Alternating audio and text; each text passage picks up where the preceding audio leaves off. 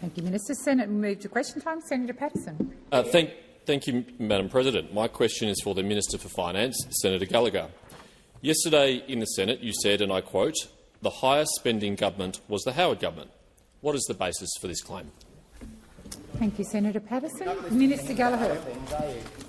Thank you very much, and thank you very much, President. And I thank Senator Patterson for the question. I was advising the Senate that there has been times where, despite what those opposite claim repeatedly in interviews and in here about the level of spending currently and its relation to other periods where it's exceeded that, I was drawing the Senate's attention to that. If I have made an error, I am happy to change that. I will get the figures that I was relying on. Please resume your seat. Senator Patterson. To assist the Minister, I can table the mid-year fiscal... No, Senator Patterson, resume your seat. Resume your seat. Order. Order. Order. If you want to do something different, you seek leave. Minister. And also, you interrupted the Minister. Minister Gallagher, do you wish to continue? Yes, I'm happy to continue.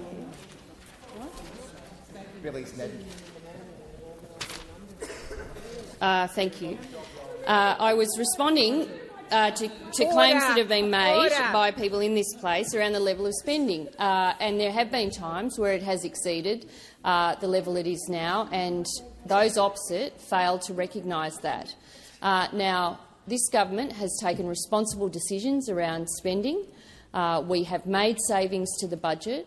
We have contained spending growth, despite periods of time that we're going through now where there is pressures on the budget coming from areas like defence, NDIS, healthcare, aged care, all coming at the budget, that we have managed to responsibly manage the budget, find savings where we can, and return money to budget for budget repair to pay down the Liberal debt that we inherited, and to make sure that we are finding room for the investments that the Australian people rely upon.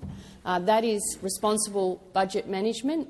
I'm proud to be a member of a government that takes the approach we have, not the slash-and-burn approach that those opposite like to refer to, or the savings that they sought in the election campaign, but a responsible approach that seeks to ensure that services are funded appropriately while managing the budget appropriately as well. Thank you, Minister. Senator Patterson, first supplementary. Thanks, President. Can I seek leave to table the mid-year and economic fiscal outlook from the Departments of Treasury and Finance, which have the historical Australian government data thank you, Senator Patterson. So you simply ask to seek leave?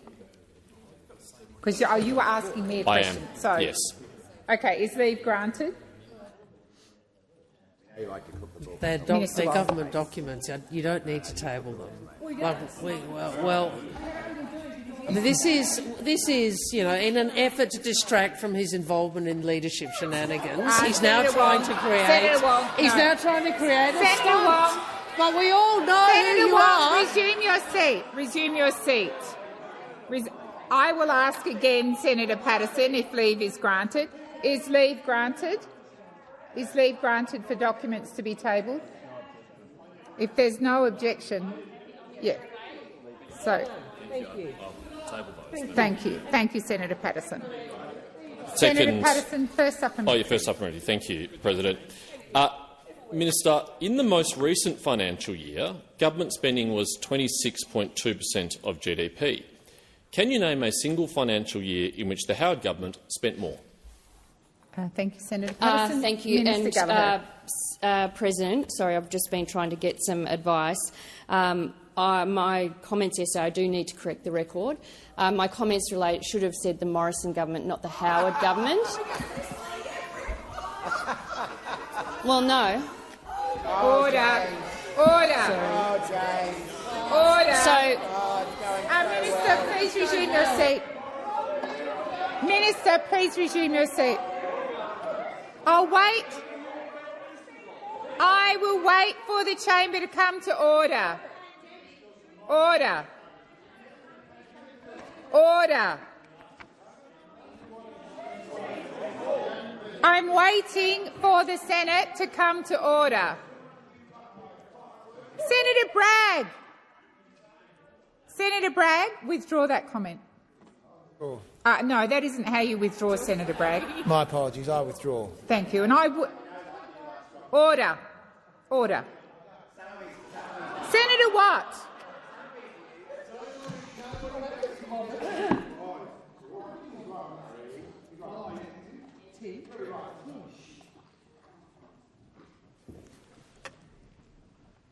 We're just 6 minutes or so into question time, and the disrespect in this chamber, particularly to me, is unacceptable.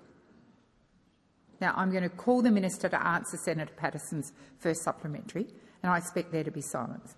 Minister Gallagher. Thank you, President, and I would like to apologise to the Senate that I wasn't aware until Senator Patterson's question that I'd got the names of the former Prime Minister Howard and former Prime Minister Morrison wrong.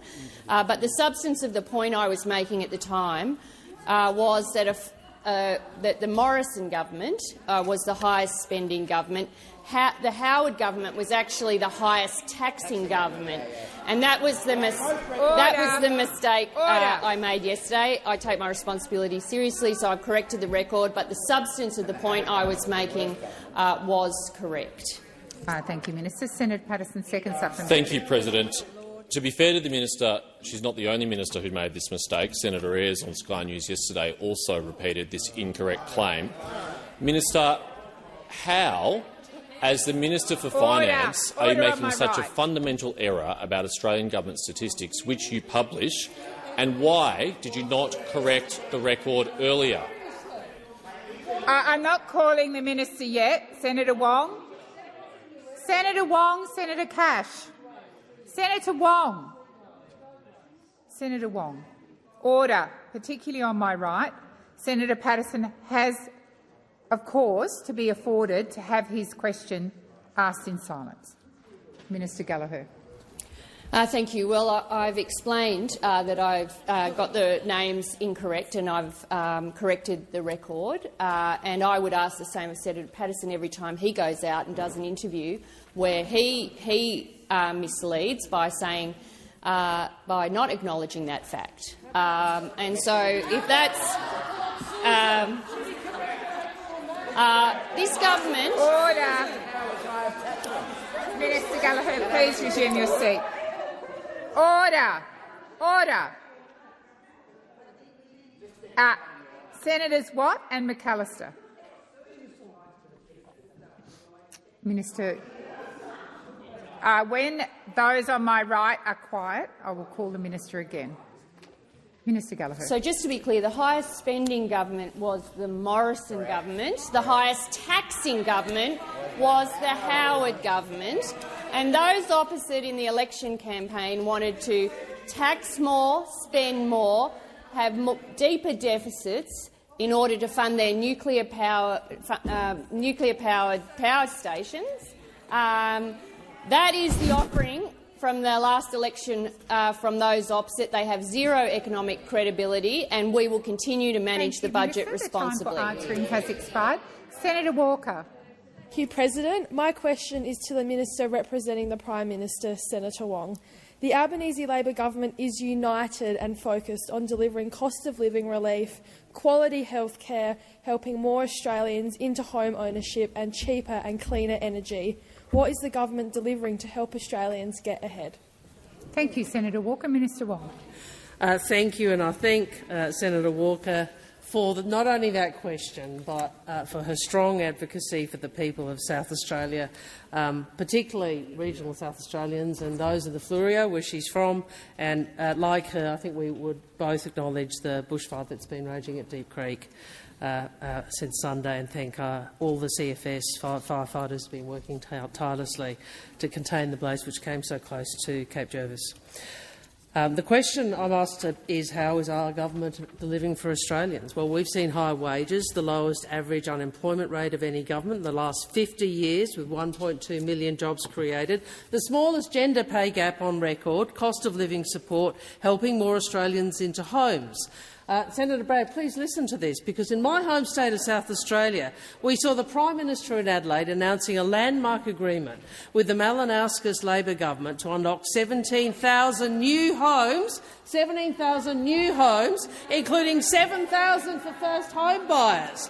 Now, on top of that, we've opened 8 Medicare urgent care clinics across the state from Mount Gambier to Elizabeth and Victor Harbour, delivered $2 billion in additional public hospital funding, $500 million for Flinders Medical Centre and the REPAT in partnership with Premier Malinauskas and his government. South Australians have also saved around $150 million on cheaper medicines, also opposed by you.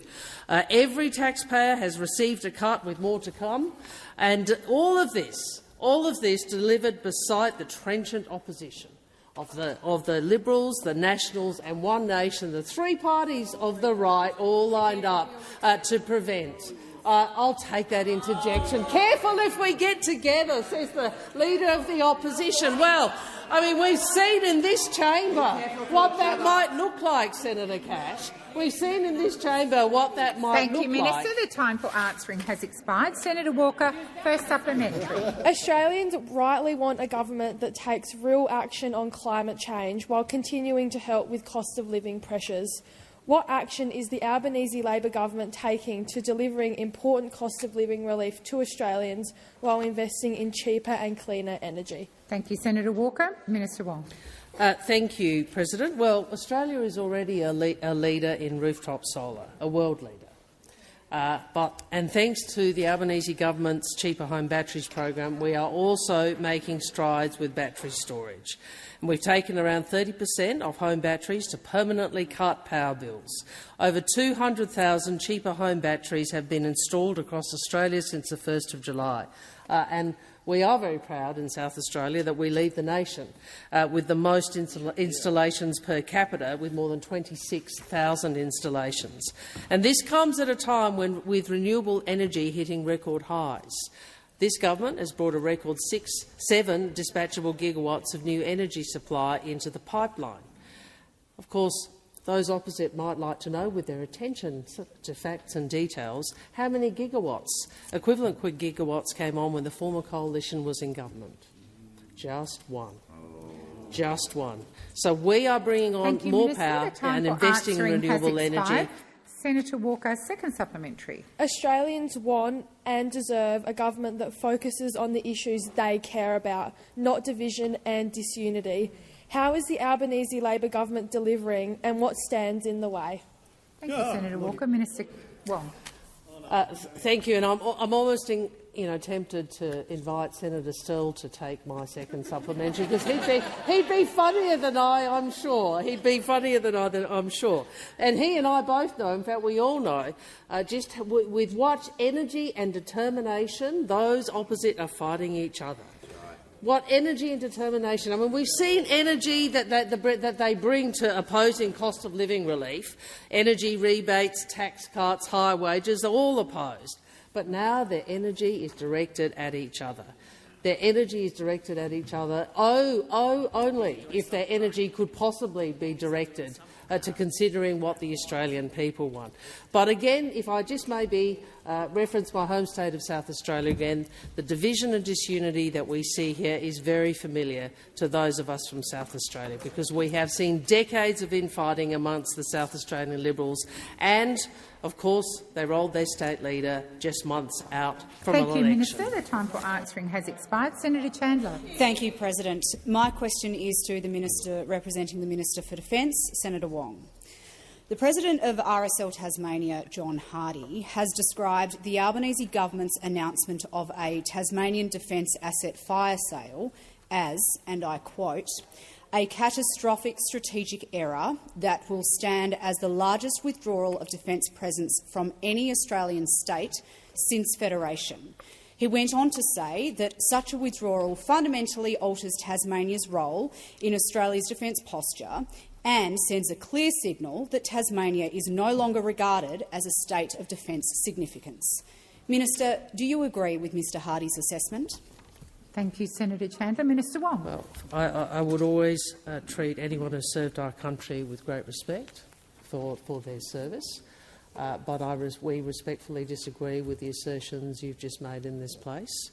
The defence, we are undertaking a significant reform of the defence estate, and we're doing that to ensure it is fit for purpose and to ensure that we can provide the Australian Defence Force with the facilities and capabilities it needs to keep Australians safe. And what the audit, which was undertaken and very carefully considered, has highlighted that many defence properties simply aren't fit for purpose. They're not fit for purpose. And that's why this reform is necessary. We do have sites which are vacant, that we do have sites which are underutilised, and those sites are costing millions of dollars to maintain. And that they don't, because of that, they're not able to contribute in the way that we need, the country needs, to ADF capabilities. So I appreciate that this is a challenging reform, that it does mean change, but this is about making sure that Defence Estate is fit for purpose and provides the Australian Defence Force and the men and women who serve in it with the facilities and capabilities needed to keep Australians safe. Thank you, Minister. Senator Chandler, first supplementary. Thank you, President. Defence's own figures show that the Tasmanian sites on Labor's fire sale list are used by around 300 reservists and 450 cadets. Nationally, up to 3,300 reservists will be impacted by this sale, around 15% of the reserve workforce. Minister, how can the government claim to strengthen defence readiness while selling off the very facilities that train our future force, who already do so much for our country? Thank you, Senator Chandler. Minister Wong. Well, again, I reject the characterisation that's been used by the Senator, and I hope she's had the opportunity to read the audit which the Finance Minister and the Defence Minister released. That audit does make clear that many defence properties are no longer fit for purpose to defend Australia. That's a simple proposition. And there was a very comprehensive process gone through to look at the many defence aspects of or locations of Defence Estate and to judge it against those criteria. Can I also indicate that the government did ask Defence to undertake a comprehensive assessment of the potential impacts upon personnel, including reservists, and all defence personnel, including reservists, will be transitioned to alternative sites. Thank you, Minister. Senator Chandler, second supplementary. Thank you, President. Minister, can the Albanese government guarantee that as a result of these estate sales there will be no net reduction in defence jobs, reserve opportunities and defence training in Tasmania? Thank you, Senator Chandler. Minister Wong. Tasmania has an historic and high level of commitment to military service, and we are committed to maintaining to recruitment and retention of personnel in Tasmania. Defence will retain a strong presence in Tasmania, including through the consolidation of the Burnie Training Depot and the Devonport Training Depot to a new multi-user depot, which builds on a recent investments in the Tri-Service Cadet Depot in Launceston, estimated to be completed by 2027. And, of course, builds on major investments such as the upgrade and maintenance of facilities at Anglesea Barracks. Thank you, Minister. Senator Shoebridge. Thanks, President. My question is to the Minister representing the Attorney-General. On the 12th of June 2023, Senator Watt, representing the Attorney-General, told the Senate that then-Justice Brereton will resign his appointment as an Assistant Inspector-General ADF before taking up his role as the Commissioner of the NAC. On the 5th of June 2025, the NAC CEO told a Senate committee that Commissioner Brereton had resigned his appointment with the IG-ADF in or about May 2023. However, on the 3rd of December 2025, the actual IG-ADF, James Gaynor, in an answer on notice to another Senate committee, said Major General Brereton never provided written confirmation of their May 2023 conversation in which he stated he would resign as an Assistant AGF effective 1 July 2023. So, Minister, has Commissioner Brereton resigned as an Assistant IG-ADF, and if so, when and how? Thank you, Senator Shoebridge. Minister Farrell. Thank you, President, and thank Senator Shoebridge for his question. I'm aware that he's taken quite a bit of interest in this issue in all of the previous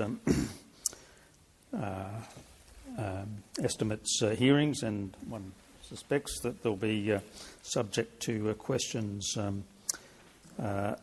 next week in estimates.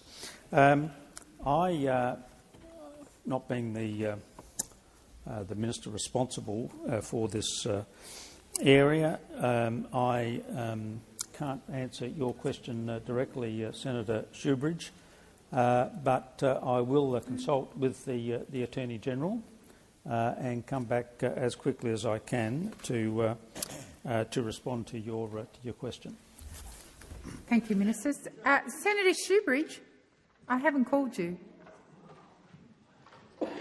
Senator Shoebridge, first supplementary. Thanks, President. Well, that says a lot, doesn't it? They have no idea whether or not he's resigned.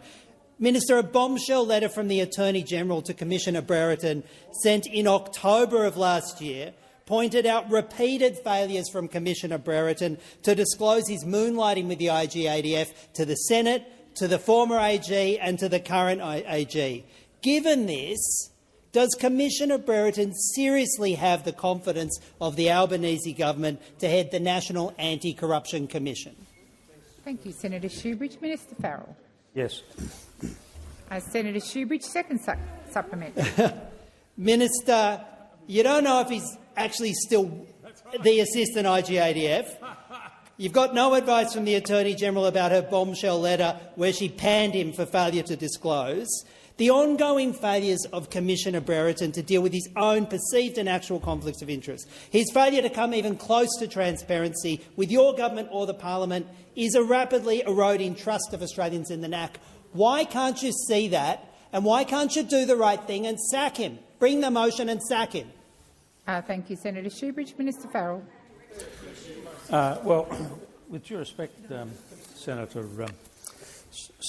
Shoebridge, I directly answered your last question. Well, you asked a question. You asked a question.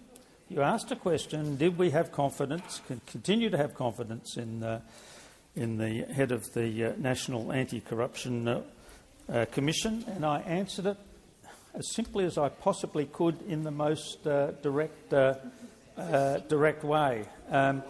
I don't accept your proposition. This government did act on the issue of integrity.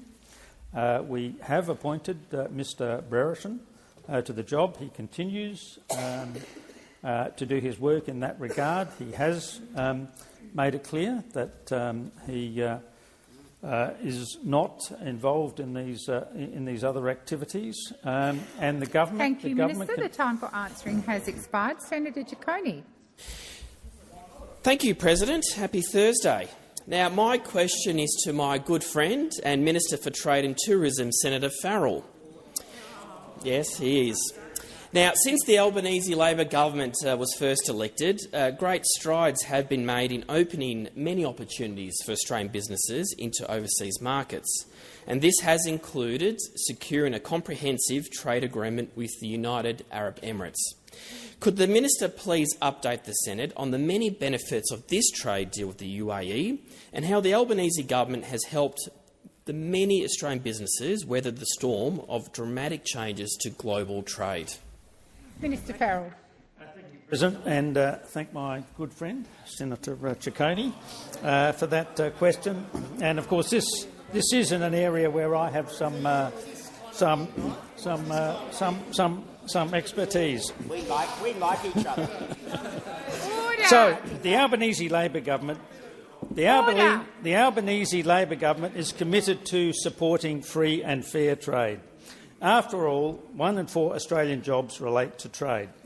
And with this in mind, we've been hard at work to ensure that our world-class industries are best placed to not just weather the storm, but to grow and succeed. And we've been building stronger and deeper trading relationships across the globe. And this approach is paying off, Madam President.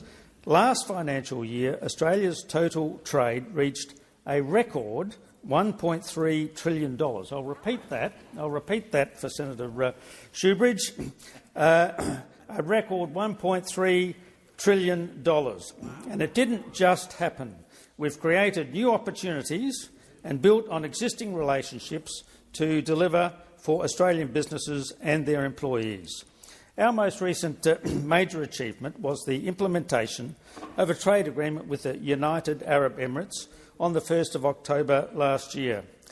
Last week, I returned from a trip from the UAE where I led the largest delegation ever to showcase the best of our produce at the Gulf Export Expo in Dubai with former Member of Parliament Mr Christopher Pyne. The Australian Pavilion was a beehive, beehive of activity with buyers seeking to take advantage of purchasing the best food in the world at competitive prices thanks to our trade deal. Notably, our beef exports to the UAE have doubled. Thank you, Minister. The time for answering has expired. Senator Ciccone, first supplementary. Thanks, President, and can I thank my good friend and Minister for that wonderful answer. Now, market diversification has been central to the Albanese government's trade agenda, and a great deal has been achieved over the past 4 years to grow Australian businesses, support local jobs and help sell our world-class goods and services to the world. Could the Minister please provide an update on what further opportunities the government is opening for the many Australian farmers, businesses and workers? Thank you, Senator Ciccone. Minister Farrell. Thank you, President, and can I thank my good friend Senator Ciccone for his first supplementary question. And despite the significant trade achievements over the past 4 years, there is more that can be done. This includes securing a comprehensive trade deal with the European Union. The EU is our largest trading partner without a trade agreement.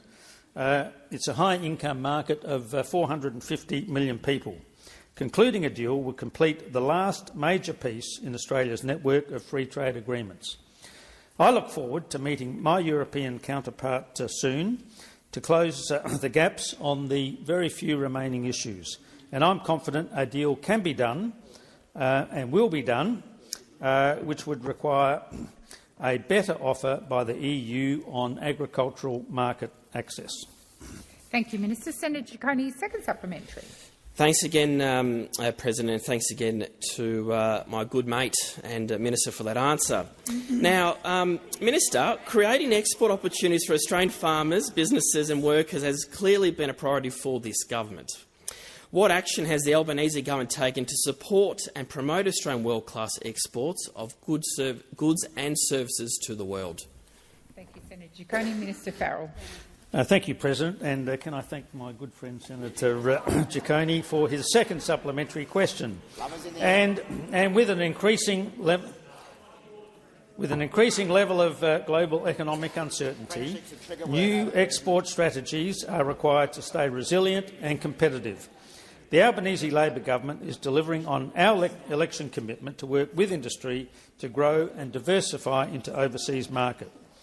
Recently, I announced 40 peak industry bodies would join the Trade Diversification Network as part of the government's $50 million Accessing New Markets initiative. Thank you, Minister. I understand Senator Thorpe is unavailable and has made her question available to Senator Whish-Wilson. Thank you, President. My question is to the Senator representing the Minister for Resources. In December last year, the Albanese government opened up expressions of interest for 25,000 square kilometres of ocean in the Otway Basin. Is the Minister aware that this summer we saw extreme weather events that completely shut down the Great Ocean Road, from catastrophic fires through to flash flooding that washed holidaymakers out into the ocean? Does the Minister think it's acceptable to be giving away our oceans to oil and gas companies in a time of climate emergency when we should be rapidly transitioning to renewable energy? Thank you, Senator Whish-Wilson. Minister Ayres.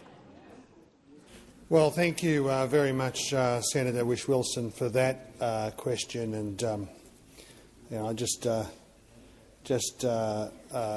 reflect on some of the previous answers and discussions about friendship and the way that we ought to think about these things. There's a lot of interest over there, I think, on about these issues of friendship. I mean, I watched a group of friends at that house before that funeral, and I saw Senator Patterson looking like a bank robber who pretends to be a security guard when the cops arrive. I'm assuming you're asking me to draw him to the question, and I intended to do that before you stood. Thank you, Senator Whish-Wilson. Senator Whish-Wilson, it's not a time for a statement. Seriously. Minister Ayres, I draw you to Senator Whish-Wilson's question. Thank you very much, President, and Senator Whish-Wilson for drawing me back. As you would know, Senator, that we disagree as a government with the approach that you would advocate, which in our view would wreck the prospect of progress in international climate negotiations,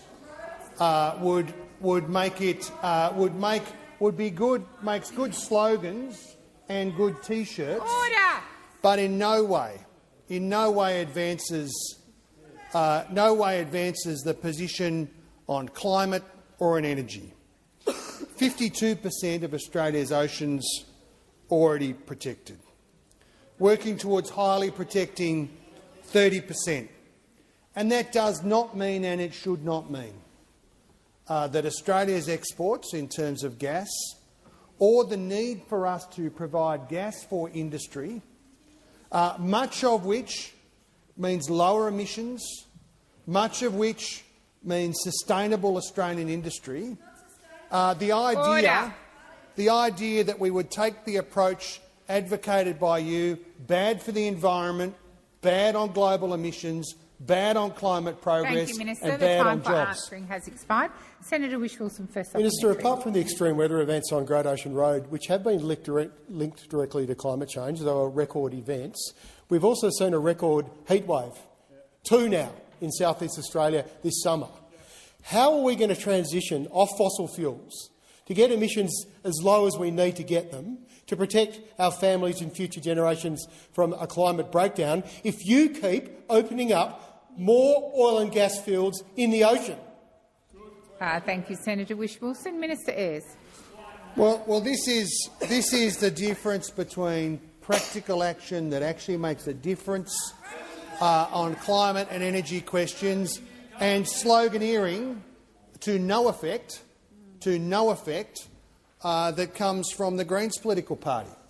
I mean, adopting the position that you advocate would be disastrous for the climate, would be disastrous in emissions terms, would be disastrous for Australian industry, and would mean that we lose the framework that is critical to delivering these things that Australia is providing a leadership role in.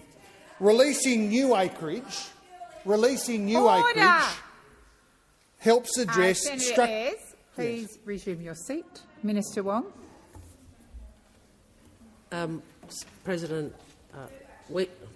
Minister Wong, please resume your seat. Senator Orman-Payne, whilst I haven't called you directly, it was very clear on the 3 or 4 times that I called you to order, I was meaning you. While I had the Leader of the Government on her feet, you continued to interject. You are not in a debate with me, Senator Orman-Payne. I've called you to order. That is a direct order. Minister Wong. Dealt with it. Please continue. Senator Ayres. If you actually cared genuinely about the progress in climate, you would adopt the position that this government has adopted. If you actually wanted to make progress instead of a sort of constant quest for emotional self-fulfilment, you would support the government's approach. Your response is finished. Senator, my goodness. Senator Whish-Wilson, second supplementary. Thank you, President. Minister, just southwest of this 25,000 square kilometres of ocean you're going to open up, off the coast of Adelaide, we have a dead ocean.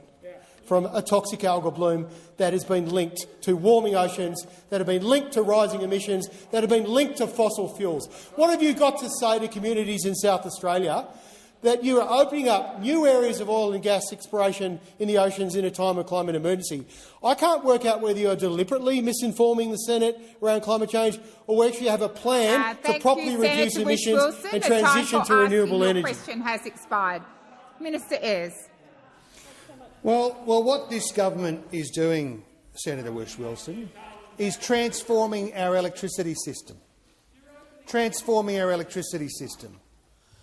Supporting, just Senator recently McKim. with $5 billion, our industries to move to lower-cost electricity in the manufacturing processes.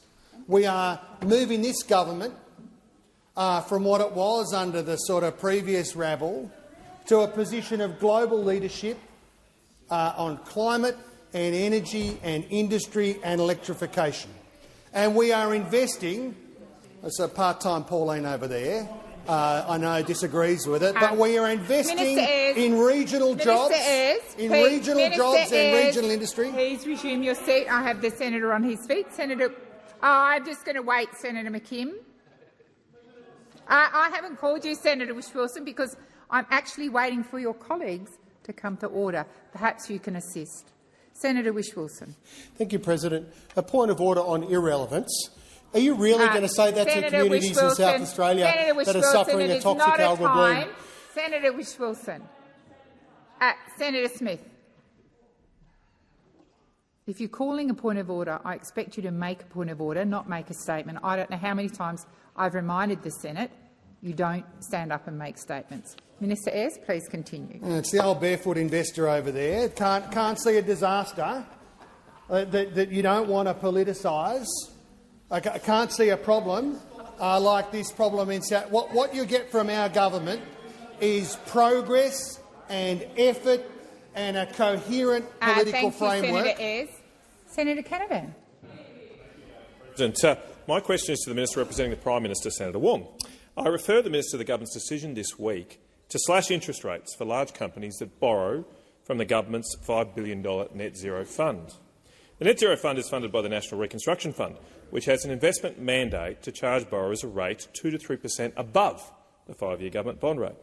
However, this week the government has announced that investments from the Net Zero Fund will only have to achieve an interest rate 1% below the 5-year government bond rate. That is, in effect, a 3 to 4 percentage point cut in interest rates for investors in large-scale wind and solar projects. As the Australian Financial Review reported on this decision, Labor is in effect willing to lose money on renewables projects.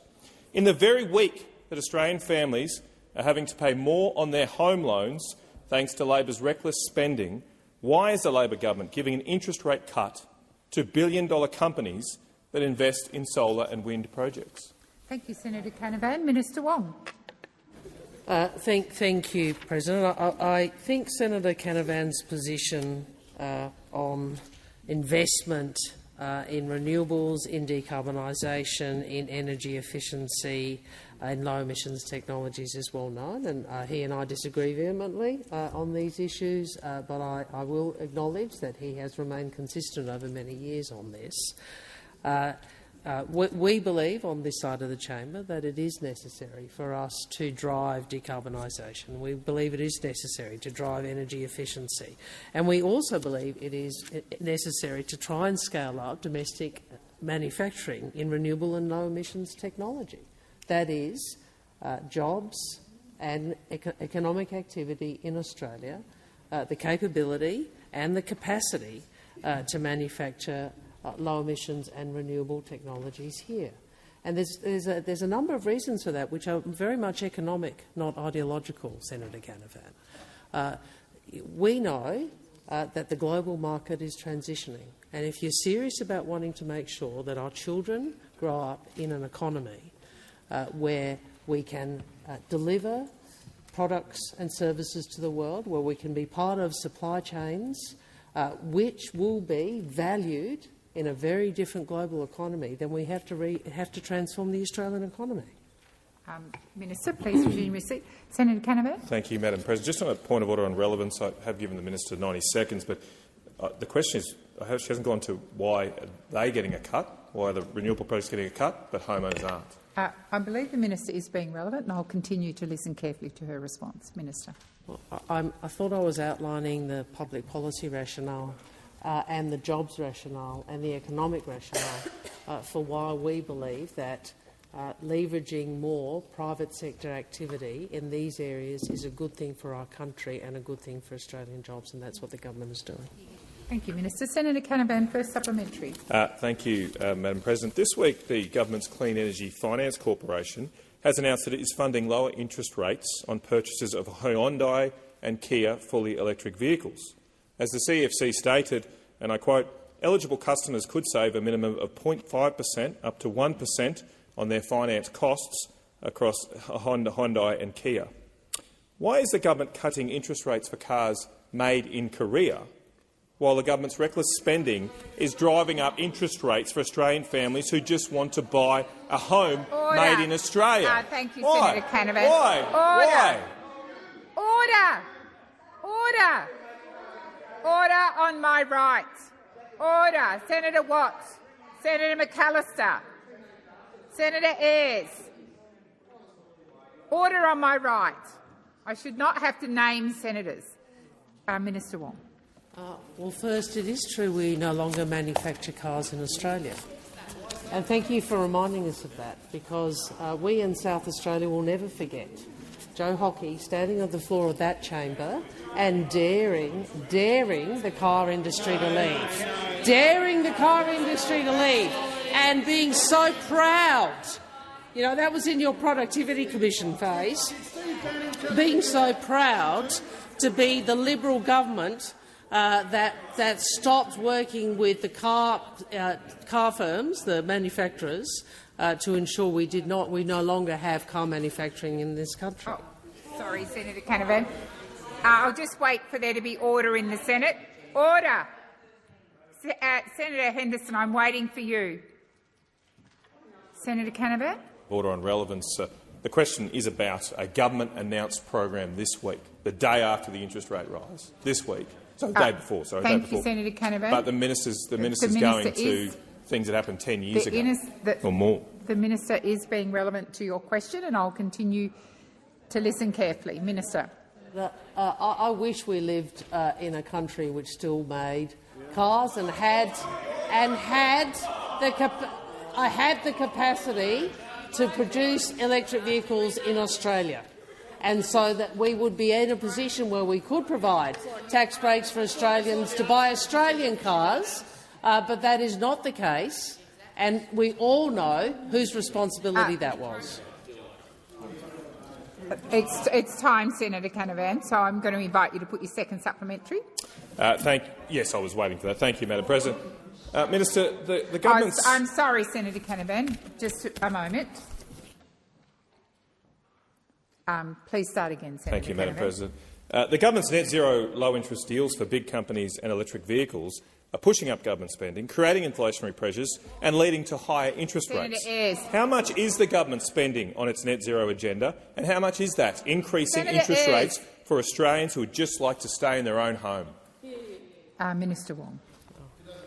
Well, the problem with Senator Canavan's question is an example of an ideological position which... Minister Wong, I'm sorry. The interjections across the chamber are disorderly. Minister Wong.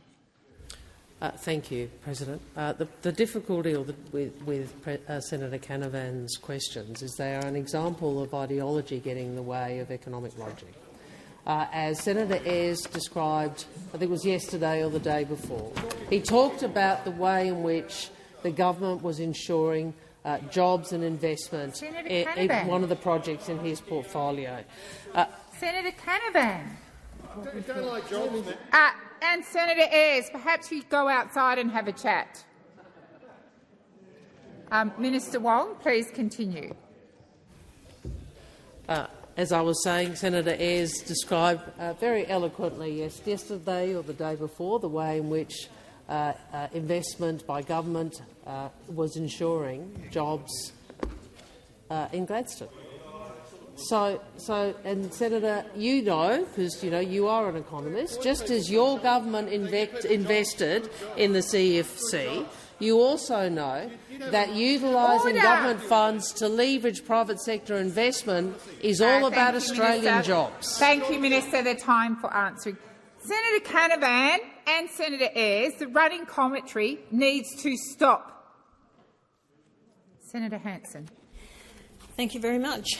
My question is to the Minister representing the Treasurer, Minister Gallagher. The Prime Minister promised 100% renewables would deliver the cheapest form of power. The Capacity Investment Scheme is a key part of Labor's reckless energy plan that shifts the costs and risk of wind and solar onto taxpayers.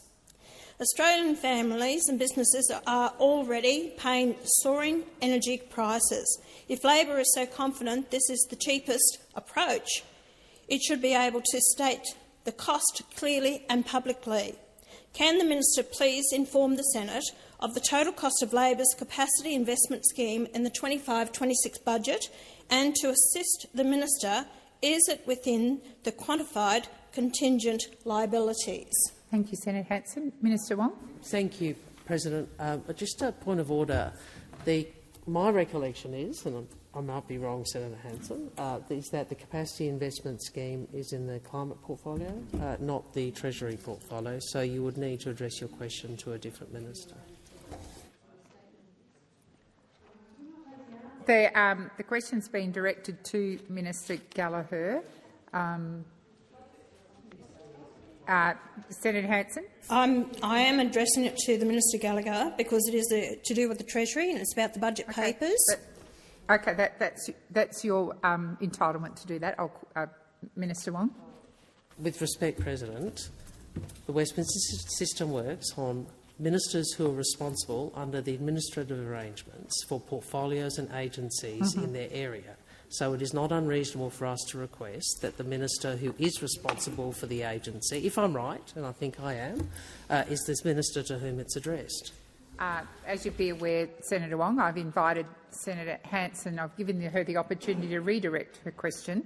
She has informed me that it's directed to Minister Gallagher. I will invite Minister Gallagher to answer the question in her capacity and in her portfolio areas. So I will leave it at that, Senator Hanson.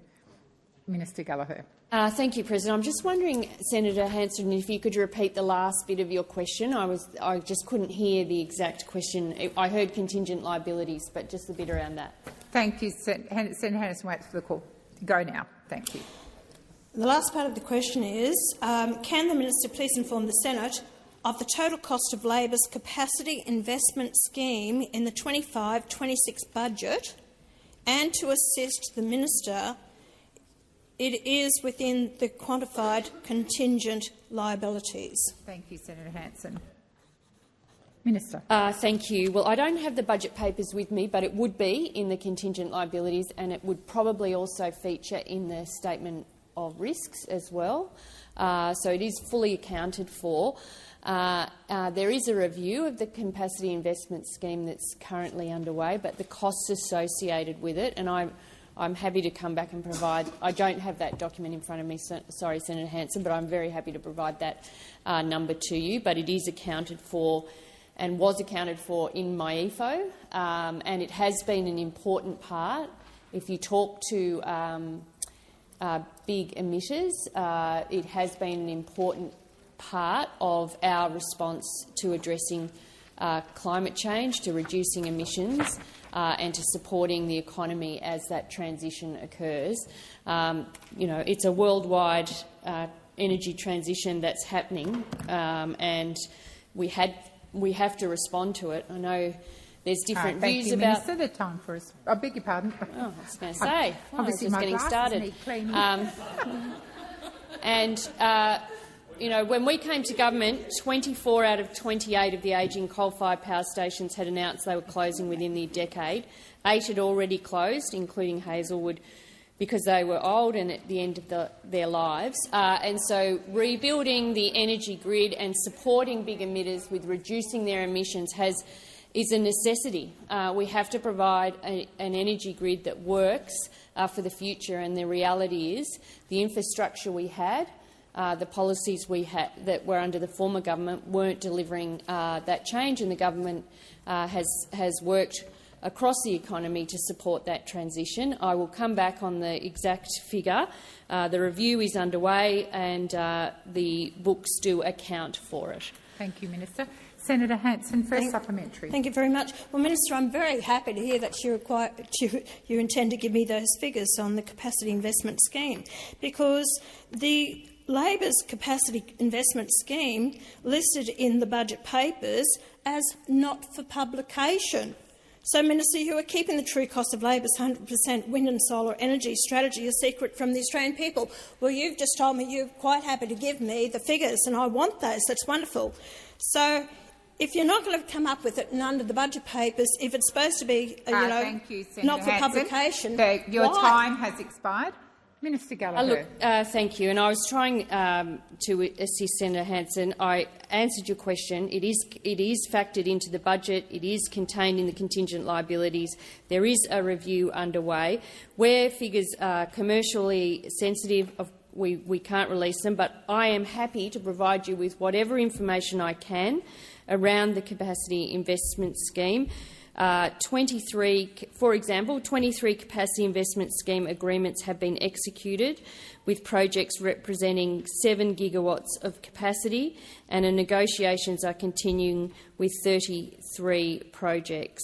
The CIS, the Capacity Investment Scheme, is delivering at least 40 gigawatts of new renewable and clean dispatchable capacity to replace capacity from the ageing and increasingly unreliable coal plants, as well as place downward pressure on electricity prices and help deliver the Australian government's renewable energy target by 2030. Thank you, Minister. Senator Hanson, second supplementary. Thank you very much. Minister, I'm asking you to tell us how much it's costing the taxpayers with this for wind, solar and batteries. That's what we have to know. Is it 50 billion, 60 billion? How much is it costing the taxpayers? Why are you keeping the secret from the taxpayers? Because they're footing the bill for this. The taxpayers have a right to know. Now, you said you'd give me figures, so I'd be interested to see what figures you intend to give me. Thank you, Senator Hanson. Minister Gallagher. I am explaining to you, Senator Hanson, that I will try and provide you with whatever information I can. Where those investments are commercially sensitive or not for publication, of course that is a constraint. But I can also give you figures on what is actually happening with driving or building the new energy system here. I mean, this is about making sure energy remains affordable in light of the fact of our current ageing infrastructure, including those coal-fired power stations, that are no longer providing the energy that we need. That's the reality. They're closing, they're ageing, they're breaking down. I mean, I remember even just a few years ago, if you had a heat wave, people had to try and manage their electricity output. Because we have put in place new energy into the grid, the energy system is a lot more stable than it was. Thank you, Minister. Senator Marielle Smith. Thank you, President. My question is to the Minister representing the Minister for Education, my good friend, Senator Walsh. How is the Albanese Labor government's historic Better and Fairer Schools agreement supporting students, families and teachers heading back to school for a new school year? How are these agreements delivering stronger public schools, more support in classrooms and better outcomes for students? And how is it helping families with back-to-school cost of living pressures? Thank you, Senator Smith. Minister Walsh. Well, thank you, friend, for the question. And schools are back across the country, and many children have had their first ever day of school, including your gorgeous daughter, Zara. And we wish them all the best. There are relieved parents, some nervous kids, and teachers back in classrooms, prepped and ready to go for the year ahead. And as someone who proudly comes from a family of teachers, I know what this time of year feels like for them. They go back knowing that teaching isn't just a job, it is a calling. It's about giving all children every chance to reach their potential. That's why the Albanese Labor government is united in our commitment to our public schools. For the first time ever, we have agreements to fully fund every public school student in Australia to 100% of their fair funding level. Through the Better and Fairer Schools agreements, we're delivering an additional $16.5 billion in Commonwealth funding to public schools over the next decade, the biggest new injection of Commonwealth funding to public schools ever. This investment means stronger public schools, more support in classrooms and better outcomes for students, particularly those who need extra help. And it also matters for families. Back-to-school costs are real, and properly funded public schools help ease pressure on household budgets while making sure every child gets a fair go, no matter where they live or what their parents earn. And none of this works without our nation's teachers. They do one of the most important jobs in this country, and our government is backing them with fairer funding, better support and a clear focus on what helps kids succeed. We are united in delivering stronger public schools and better outcomes for Australian kids. Thank you, Minister Walsh. Senator Smith, first supplementary.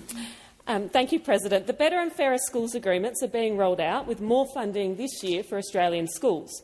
How is this funding tied to real, evidence-based reforms in classrooms this year, particularly to lift reading, writing and numeracy outcomes for those students in our communities who need the most support? Thank you, Senator Smith. Minister Walsh. Thank you, President. Well, as a government, we are proud to be fully funding every public school in Australia to 100% of their fair funding level. This record new investment is tied to reform, and that reform is already being delivered. We're rolling out Year 1 phonics checks nationally, so children who are struggling to read are identified early and supported before gaps widen. We know this works because we've seen the improvements in your home state, Senator, in South Australia, where phonics checks have been in place for several years. We're applying that same evidence-based approach nationally. We're also strengthening maths in the early years with a new early years numeracy check, because, again, we are united in building strong foundations for Australia's children. Thank you, Minister. Senator Smith, second supplementary. Thank you, Minister. You're a great friend of public schools and therefore a great friend of mine. Why is the Albanese Labor government's approach of strengthening and fully funding public schools so important, and what does that mean for families facing cost of living pressures? Thank you, Senator Smith. Minister Walsh. Well, thanks, mate, for the question. And we're united in our belief that education sets people up for life. We know strong public schools matter for families and for the future of this country. And the contrast with the opposition could not be clearer. When they were last in government, they ripped $30 billion out of public schools, and that is a stain on them that will never wash off. Since then, they've opposed just about every cost of living measure this government has brought forward to help families. On this side of the chamber, we take a different approach. We are fixing the system that they broke. We are united in our commitment to our public schools and to every student in our public schools. So while you are all focused on yourselves and your iPhones right now, we are united in our focus on Australia's future. Thank you, Senator Walsh. Senator Ruston. Thank you very much, President. My question is to the Minister representing the Minister for Health and Ageing, Senator McAllister. My office has been contacted by John, whose father is living with dementia and has been waiting for a residential aged care place for more than 12 months. After being hospitalised, John's father was deemed unsafe to return home and remained stuck in the Modrib Hospital in South Australia for 47 days, costing his family more than $3,800, as well as the taxpayers thousands of dollars more, and taking a serious toll on his mental health. John told my office that his father was not alone. An entire ward occupied by older Australians waiting for aged care placements was what his father shared. Minister, will your government take full responsibility for this national aged care crisis, which is leaving thousands of older Australians, like John's dad, stranded in hospitals? Thank you, Senator Ruston. Minister McAllister. Thank you very much, President, and thank you, Senator Ruston, for the question. And thinking about John and his father, I understand how challenging it is for people who are facing these circumstances and who are, in many ways, facing a very significant change of life. This is a complicated and very long-standing issue, as you will understand, Senator Ruston, in our aged care system, and those pressures are being felt particularly acutely in some regions. So the Commonwealth has responsibility for the aged care system, and we are working very closely with the states and territories who, as you know, have responsibility for the hospital system to manage the issue. Of course, our view is that every day that an older Australian spends in a hospital when they should be in a more appropriate care environment puts a lot of pressure on those families, and I'm sure that John and his family and his father are feeling that, but it also puts pressure on the hospital system. This system wasn't fit for purpose for older people when we came to government. That is exactly why, Senator Ruston, that we are rebuilding our aged care system from the ground up. 3 times I've called you. To make sure that people are getting the care that they need, where and when they need it.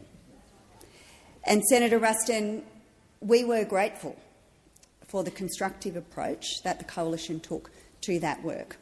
But we observe also that this was work that could have been done in the period when you were in government.